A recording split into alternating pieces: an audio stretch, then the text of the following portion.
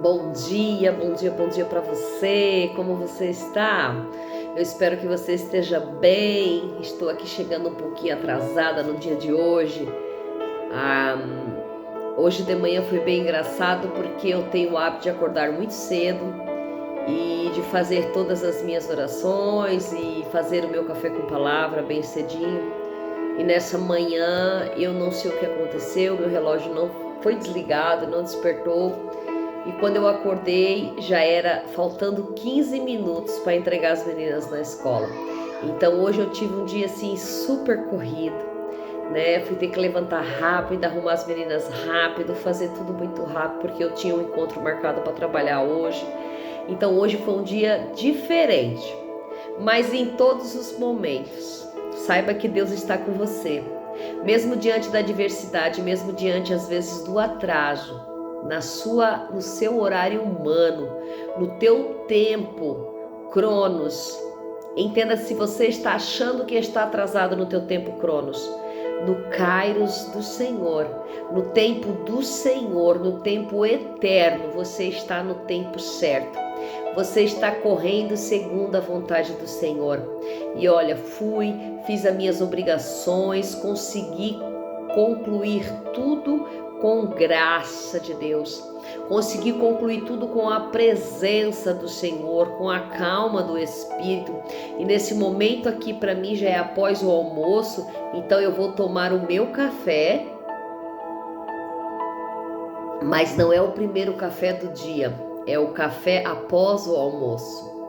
Então, às vezes, a gente acha que porque não deu certo naquele momento, não vai dar certo depois. Mas eu quero dizer para você que tudo aquilo que Deus prometeu, tudo aquilo que Deus planejou, tudo aquilo que Deus projetou para você no dia de hoje, pode não dar certo na primeira hora, mas logo após vai se concretizar, porque a palavra do Senhor é só uma. O Senhor não é homem para que minta, nem filho do homem para que se arrependa. O Senhor é um Deus de promessas, um Deus que realiza sonhos, um Deus que cumpre em nós a sua vontade. E hoje estamos aqui para continuar a nossa campanha no livro de Atos. Estamos aí no livro de Atos, capítulo 2, versículo 14, que vai dizer assim: Mas Pedro pôs-se de pé juntamente com os 11, levantou a voz e disse-lhes: Varões judeus e todos os habitantes de Jerusalém, ouvi e atentai às minhas palavras. Estes homens não estão embriagados como vós suspeitais, pois ainda estamos na terceira hora do dia, senão o que é que foi dito pelo profeta Joel. E acontecerá nos últimos dias, diz o Senhor Deus, que derramarei do meu espírito sobre toda a carne, e os vossos filhos e as vossas filhas profetizarão, e os vossos jovens terão visões, e os vossos anciãos terão sonhos. E sobre os meus servos e sobre as minhas servas, naqueles dias derramarei do meu espírito e profetizarão, e mostrarei prodígios em cima no céu, e sinais embaixo na terra, sangue, fogo e vapor de fumo. O sol se tornará em trevas e a lua em sangue, antes que venha o grande e magnífico dia do Senhor. E acontecerá que todo aquele que invocar o meu nome será salvo. Veja aqui que de repente, o pescador de peixes, de repente, o homem que negou a Jesus, de repente, aquele que antes aqui tinha se levantado para escolher os apóstolos sem nenhuma unção, para escolher o novo discípulo, que de repente estava fazendo as coisas como se impondo no meio da multidão, agora ele se levanta diferente, porque a palavra vai dizer que ele se põe de pé com os 11, mas ele se põe de pé cheio do Espírito. porque ele já estava cheio do Espírito. Ele tinha o que falar, ele tinha a palavra dentro dele e começa a falar sobre o que está escrito no livro do profeta Joel. Ele começa a explicar para a multidão o que estava escrito, que eles não estavam embriagados, que eles não estavam bêbados, que o que eles estavam vivendo e o que aquela multidão estava vendo ali era o cumprimento das profecias de Deus que estavam escrito em Joel, que os velhos teriam sonhos, que os novos teriam visões, e que as crianças profetizariam e que todos seriam cheios do Espírito, servos e servas. E aqui vai dizer que aquela multidão ficou observando, olhando com a proeminência, com a autoridade, com a diferença que Pedro falava. Pedro não estava mais falando como ele falava antes. Eles se levantam, os 11 se levantam, se posicionam, se colocam de pé. E não sei como que você acordou nessa manhã, só que há um momento a qual não importa o que aconteceu no teu dia, não importa como está sendo a tua manhã, o que importa é quando você se levantar e se posicionar. Quando você se posicionar, o Espírito Santo vai colocar palavras na sua boca. O Espírito Santo vai usar daquilo que Ele quer que você fale. O Espírito Santo vai usar de benevolência com você. Aí de repente, Pedro lembrou daquilo que estava escrito no livro do profeta Joel. Nós entendemos que Pedro a gente entendeu até aqui que Pedro era um cara bruto, um cara grosseiro, um cara que era um pescador do mar, um trabalhador braçal, e muito menos que entendia de o que estava escrito no livro do profeta Joel.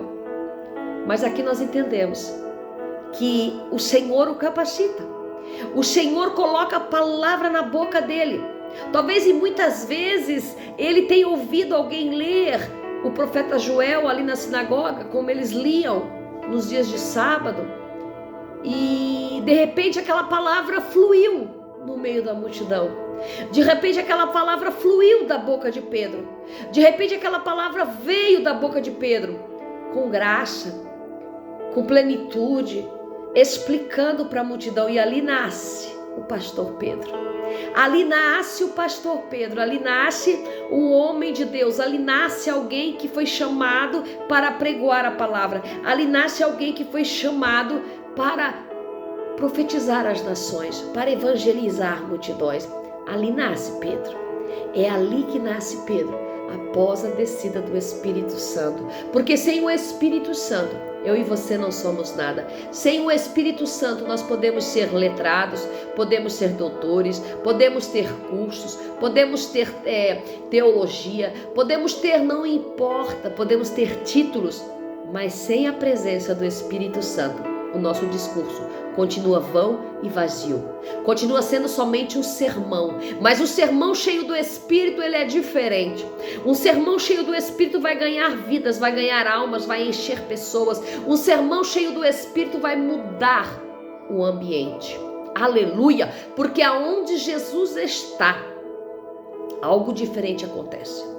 Então, quando nós vamos na casa de Deus e que nós vemos sermões maravilhosos, muitas vezes vemos um sermão cheio de sabedoria, cheio de conhecimento, cheio de informações, mas falta graça, falta unção. Então de nada adianta, porque o que muda a nossa vida é a palavra e o poder de Deus. Simplesmente a palavra sem a unção é simplesmente a palavra. É preciso essa palavra ser pregada com o Espírito Santo.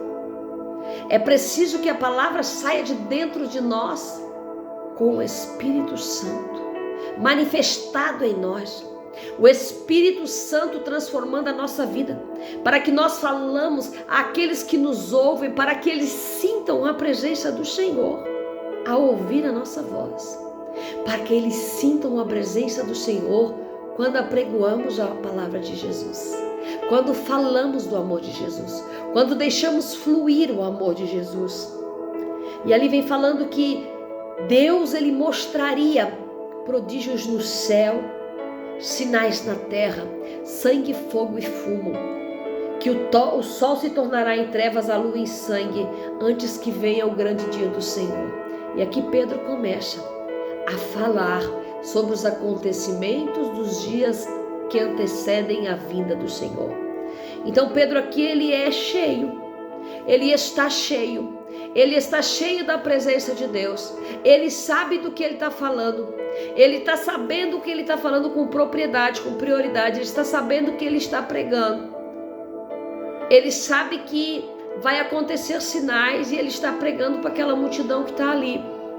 E nos dias de hoje nós estamos vivenciando tais sinais, nos dias de hoje nós já estamos vivenciando estes sinais. Então eu quero dizer para você nessa manhã, prepara teu coração, coloca a tua casa em ordem, prepara a tua vida com Deus, prepara o lugar onde você está, fica preparado, porque os tempos estão findando, estamos chegando em tempos difíceis, em tempos a quais muitas dessas coisas acontecerão, ainda mais proeminentemente. Então que nós possamos estar preparados para a volta do grande dia do Senhor.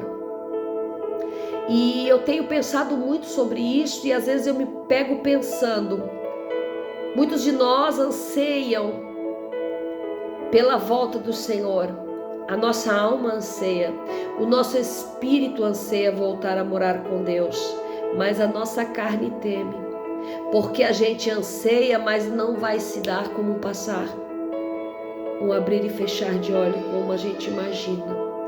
Muitos vão morrer em dores, muitos vão morrer em sofrimento, não vamos subir nas nuvens, todos, às vezes alguns vão subir nas nuvens, outros vão passar pela morte de dor, morte de espada, morte de tiro, de bomba, morte de catástrofe natural, morte de doenças, mortes que vão nos trazer sofrimentos. Então o grande dia do Senhor, ele é um dia terrível, é um dia a qual o nosso espírito anseia, mas a nossa carne teme, porque nós não sabemos de que maneira nós findaremos aqui para começarmos com Deus. Então às vezes eu sou reticente em falar que eu anseio que Jesus volte logo, porque eu não sei de que maneira ele vai voltar para mim, de que maneira ele vai voltar para minha casa. Então nós temos que estar preparados, porque chamar a volta de Jesus, pedir que Jesus volte logo, é pedir que venha sobre nós aquilo que está para vir. E a gente não sabe de que maneira nós vamos nos encontrar com Ele. Mas o importante é se estamos prontos para nos encontrarmos, se Ele vai nos conhecer, se Ele vai dizer venha e assenta-te aqui no meu repouso, ou se Ele vai dizer afasta-te de mim porque eu não te conheço. Então o anseio da nossa alma é sermos aceitos por Ele. O anseio que nós temos que ter é se estamos aptos a sermos aceitos por Ele.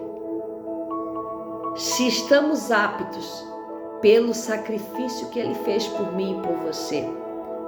Se estamos prontos para isso. Porque a maneira a qual isso vai chegar-se a nós, nós não sabemos. E isso, às vezes, nos causa aflição. Porque pode ser por tristezas e dores. Pode ser por o chamar nas nuvens. Mas pode ser por maremotos, terremotos, bala perdida, dores, acidentes. Pode ser de tantas formas. Então que nós estejamos prontos para que Ele nos aceite.